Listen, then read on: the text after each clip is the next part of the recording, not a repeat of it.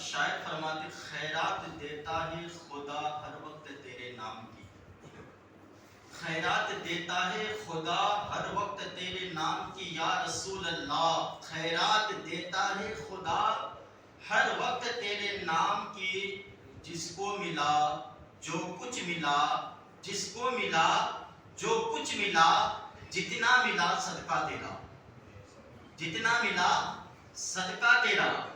اور حضرات محترم اعلیٰ حضرت عظیم البرکت امام عشق و محبت ارشاد فرماتے ہیں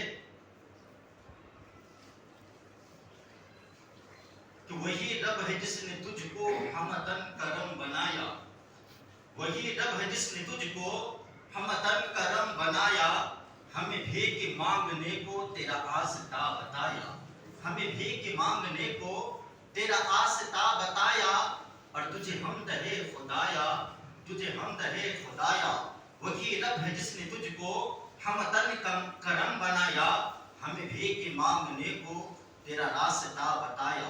تو حضرات محترم، میں نے آیت کریمہ تلاوت کی، افضل ذکر لا الہ الا اللہ محمد رسول اللہ۔ یہ کثرت کے ساتھ انسان کو یہ ذکر کرنا چاہیے۔ جب انسان یہ ذکر کرے گا تو جب یہ انسان ایک مرے گا تو ایمان کی حالت میں مرے گا، اور ایمان پر موت ہونا یہ سب سے بڑی نصیب کی بات ہے۔ حضرات محترم، ایک مرتبہ حضرت جنید بغدادی رحمت اللہ علیہ، آپ سرکار غوث الاعظم سے پہلے کے ولی ہے، لیکن اللہ کے بہت مقدس ولی ہے۔ ایک دن آپ کا گزر قسطن دنیا سے ہوا، آپ کا گزر قسطن دنیا سے ہوا۔ جب قسطن دنیا سے آگے ہو کر جب کچھ دیر آگے پہنچے تو ایک مخلوق خدا کا ہجوم دیکھا، ایک لوگوں کا ہجوم دیکھا۔ مجمع کو دیکھ کر آپ نے اپنے غلام سے کہا، اپنے خادموں سے کہا کہ کیا ماجرا ہے، لوگوں مخلوق خدا کی ہجوم کیوں ہے، لوگ اس قدر جمع کیوں ہو گئے ہیں، آخر کیا ماجرا ہے؟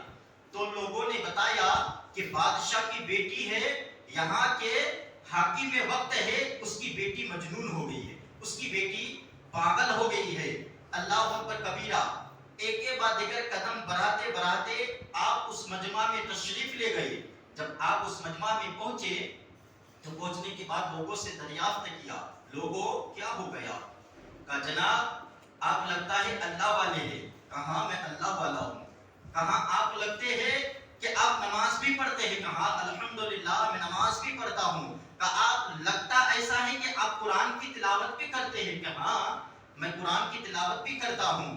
تو کہتے آپ اللہ والے میں سے ہیں؟ کہا کہ اگر آپ اللہ والوں میں سے ہیں تو بادشاہ کی بیٹی پاگل ہو گئی ہے، اس کو صحیح کر دیجئے، اس کو صحیح کر دیجئے۔ تو آپ نے کہا کسی حاکم کے پاس لے کر جائیے۔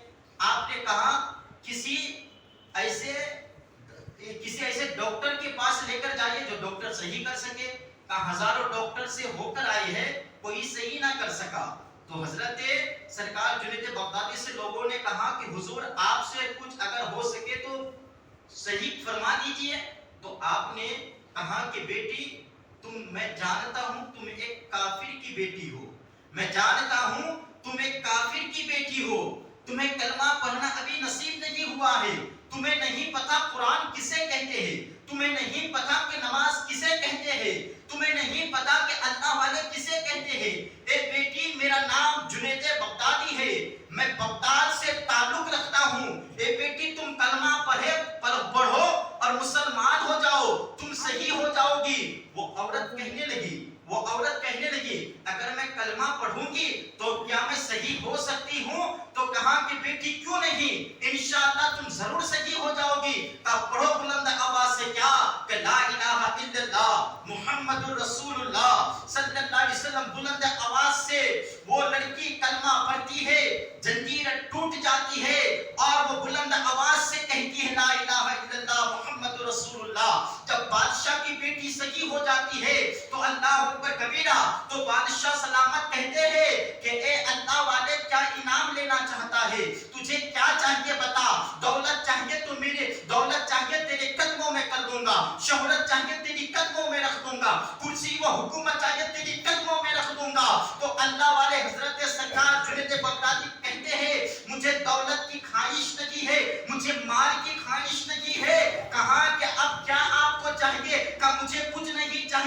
کلمہ پڑھو مسلمان ہو جاؤ، بس اتنا ہی میرے لیے کافی ہے، اللہ اکبر کبیرہ۔